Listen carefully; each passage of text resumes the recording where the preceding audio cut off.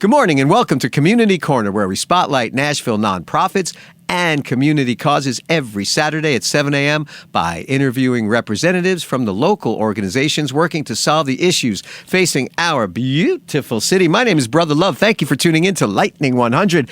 Today we have the Nashville School of Traditional Country Music. Meredith Watson, founder. Hello. Hi, how are you? I'm great. You found us. We found each other.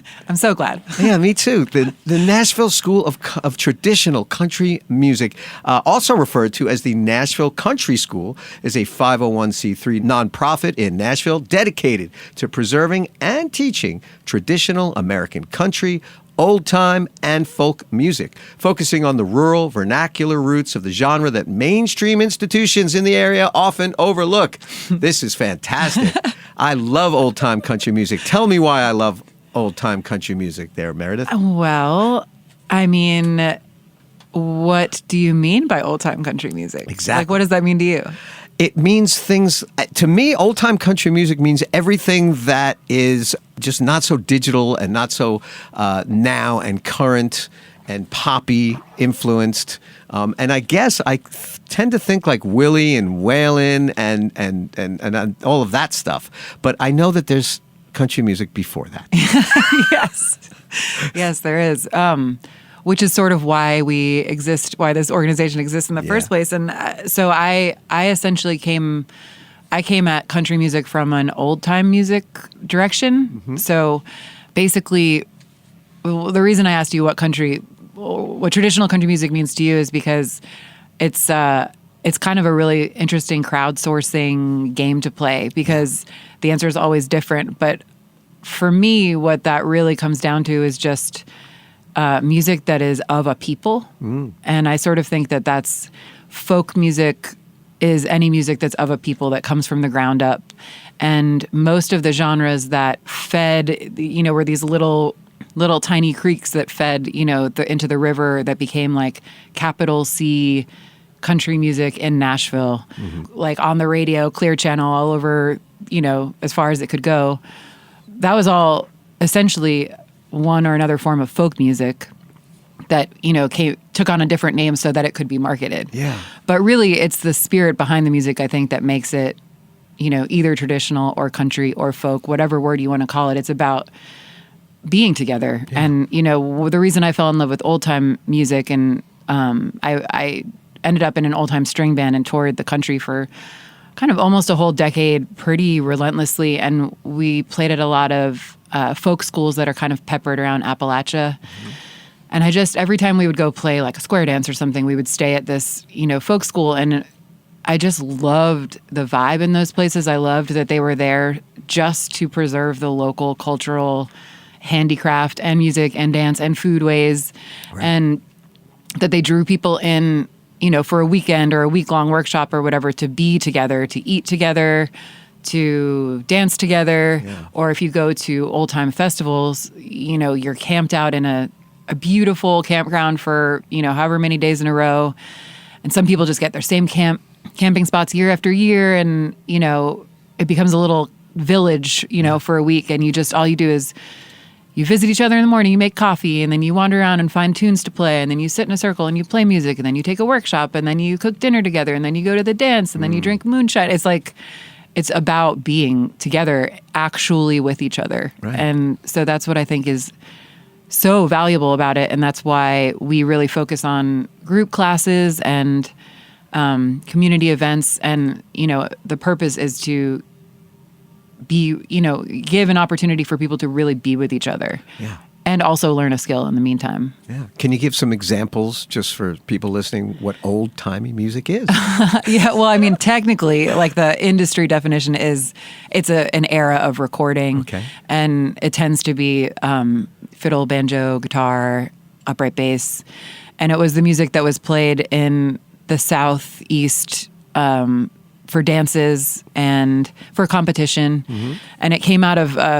really short version is it came out of the collision between the banjo, which came with slavery from Africa, and the fiddle, which came from Europe. Mm-hmm. And as those people met each other in the southeast of the U.S., their music blended together into this very uniquely American style of music that we now call old time. Yeah.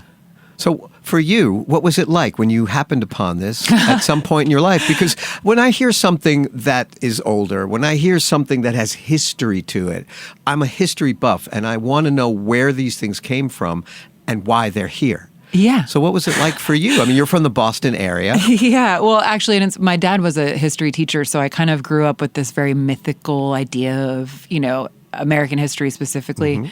And so basically it blew my mind is the answer when I found old time music. But I had started playing music in a really committed way while I was in college. And then I was playing in New York City, which is where I went to college. And I was sort of playing the circuit of small venues and stuff. And I was playing a lot of like fingerstyle blues because I just thought that was really an interesting use of the guitar. But it was pretty lonely.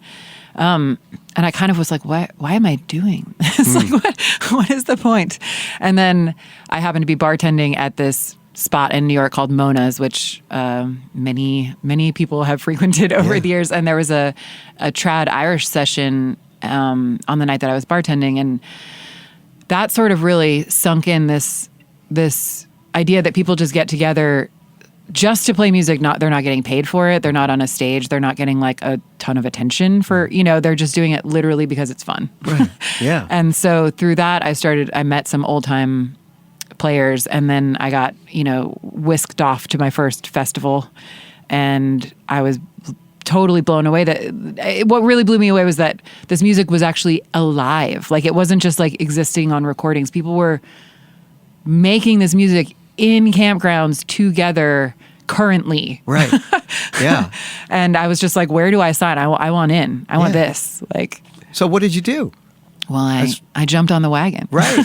So were you performing with groups? Did you, community is such a huge part of this, obviously. So your main instrument is? I was playing guitar and learning fiddle at that point. And then, I played with a bunch of different groups of friends in various little iterations. And then, I moved to Asheville and met a woman who had already started a band, and the guitar player had left and they needed a sub, and I jumped in as the sub.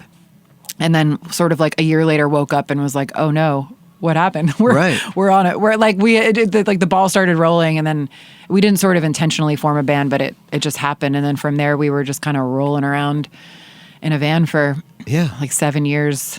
Yeah, that's beautiful. And so you're in Nashville. You created a school. I mean, you worked at Robert's Western World. I did, yes. So you were in the heart of the country music scene in Nashville. Yeah. So something must have clicked for you where, you were scratching the itch at Robert's, because that's a phenomenal place. But there must have been something maybe missing for you. Well, it all really predated Robert's. Robert's was more of a product of the fact that I was part of the community than the other way around.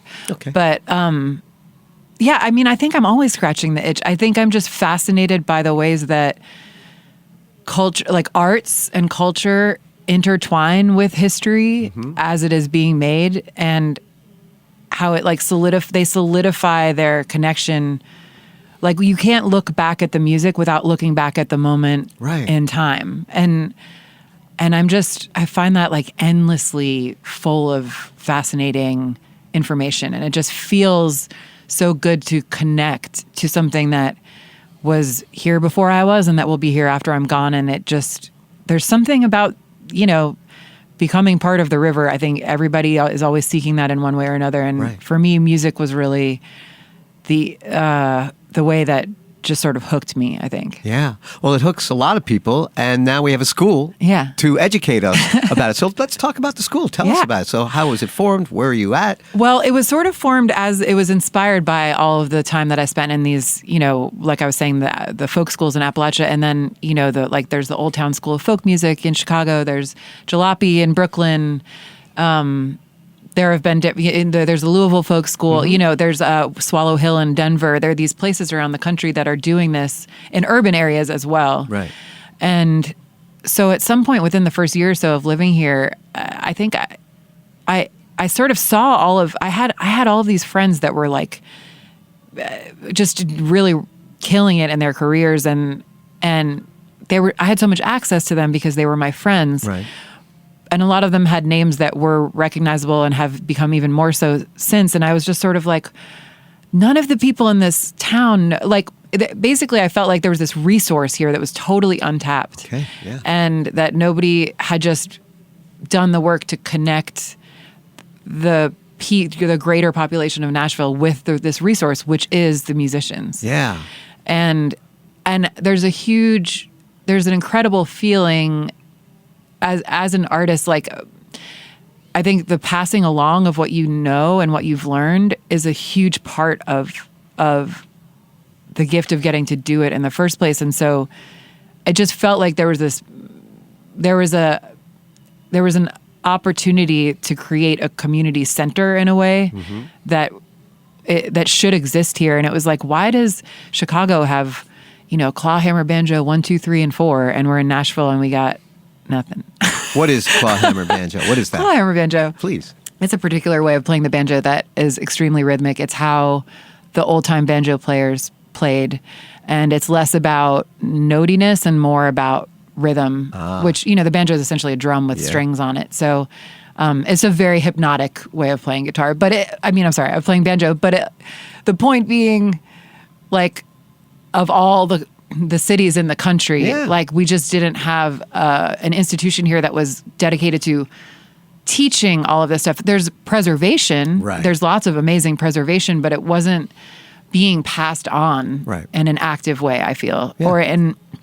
And if you wanted to learn, you could say, hit up one of your heroes if you had the guts to do that. But I just discovered that a lot of these heroes were, like, sitting at home alone, not knowing that, like, people wanted to learn from them. Yeah. And these people who wanted to learn didn't think that their heroes would ever accept their phone call. There was a missing bridge. And so I just figured, given the amount of time I spent on the road, the amount of people that I met, and, when you're touring, like, and we were touring at the level of, like, couch sleeping, we weren't, it was not fancy. So we ended up having a lot of really deep, amazing late night hangs with people all over the country, and then festivals, and, and so I feel like I had a lot of meaningful experiences and relationship building opportunities with a lot of people. And because of that, I was in a good position to start this project, because I am really only 1 degree separated from pretty much anyone that I would want to be involved. Right.